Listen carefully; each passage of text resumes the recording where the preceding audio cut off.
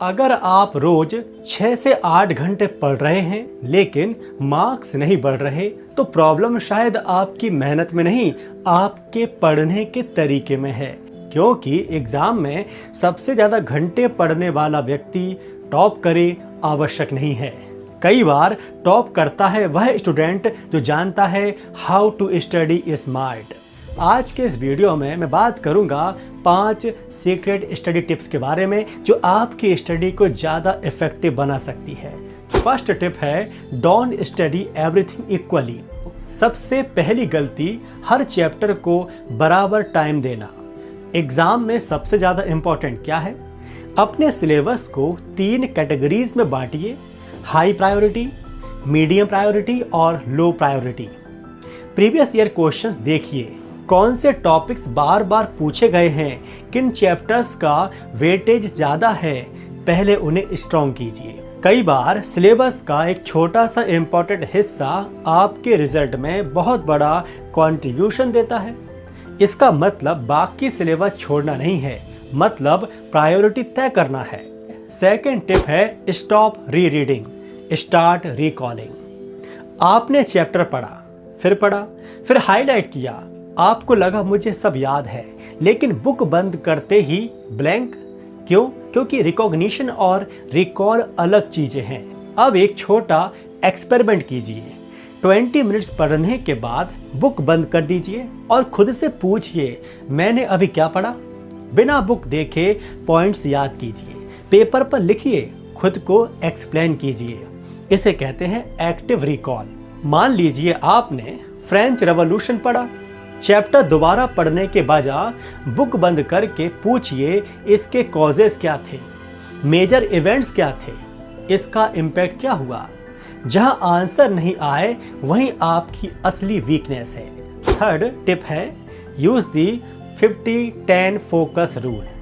बहुत से स्टूडेंट्स कहते हैं मैं आज 5 घंटे पढ़ूंगा, लेकिन उन 5 घंटों में फ़ोन, मैसेजेस, यूट्यूब और एक्चुअल फोकस स्टडी शायद 2 घंटे भी नहीं।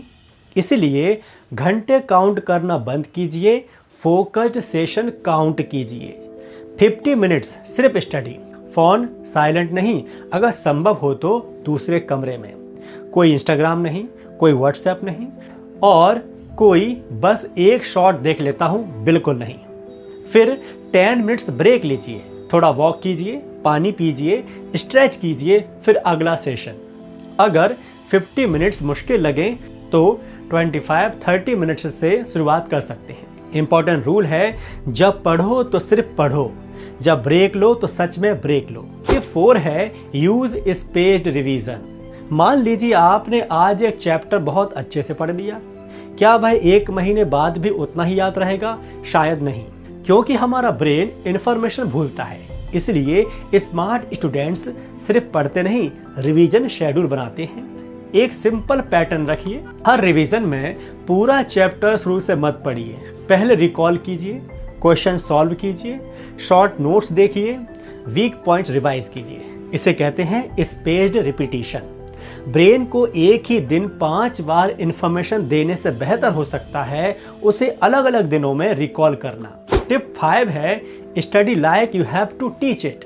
जब भी कोई टॉपिक पढ़ें, कल्पना कीजिए कि अगले 10 मिनट्स बाद आपको वही टॉपिक किसी दूसरे स्टूडेंट को पढ़ाना है।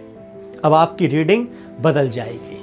आप सिर्फ वर्ड्स नहीं पढ़ेंगे, आप पूछेंगे इसका सिंपल मीनिंग क्या है, इसका एग्जाम्पल क्या हो सकता है, मैं इसे अपने वर्ड्स में कैसे समझाऊंगा। टॉपिक पढ़ने के बाद बुक बंद कीजिए और बोलकर एक्सप्लेन कीजिए। अगर आप किसी कॉन्सेप्ट को सिंपल लैंग्वेज में एक्सप्लेन नहीं कर पा रहे तो शायद आपको उसे और अच्छी तरह समझने की आवश्यकता है। इन 5 टिप्स के बाद अब बात करते हैं एक और इम्पॉर्टेंट टिप्स की, द नाइट बिफोर रूल। रात को सोने से पहले सिर्फ 5 मिनट्स निकालिए और खुद से पूछिए आज मैंने क्या सीखा। बुक मत खोलिए, सिर्फ रिकॉल कीजिए। आज के 3 से 5 इम्पॉर्टेंट पॉइंट्स याद कीजिए, अगले दिन सुबह उन्हें एक बार फिर रिकॉल कर लीजिए। ये छोटे रिवीजन्स आपकी स्टडी को ज़्यादा ऑर्गेनाइज्ड बना सकते हैं। याद रहे, अगर आप 8 घंटे बुक के सामने बैठे हैं लेकिन माइंड कहीं और है तो वह स्मार्ट स्टडी नहीं है, लेकिन अगर आप कम समय में प्रायोरिटी तय करें, फोकस के साथ पढ़ें, एक्टिव रिकॉल करें, स्पेस्ड रिवीजन करें और कॉन्सेप्ट्स को एक्सप्लेन करें तो आपकी स्टडी ज़्यादा इफेक्टिव हो सकती है। आज से एक प्रयोग कीजिए, अगले 7 दिनों तक केवल इन 5 रूल्स को फॉलो कीजिए।